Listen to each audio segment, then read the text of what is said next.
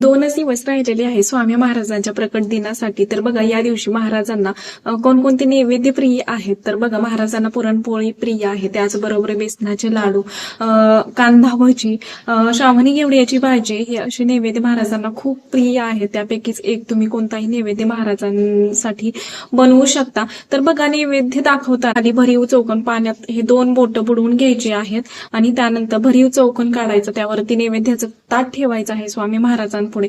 प्रत्येक नैवेद्यावरती एक एक तुळशीपत्र ठेवून बघा एक तुळशीपत्र घ्यायचं आणि त्या ताटाभोवती 3 वेळा फिरून गायत्री मंत्र म्हणायचा. ओम तत्सवितुर्वरेण्यं भर्गो देवस्य धीमहि धियो यो न प्रचोदयात्.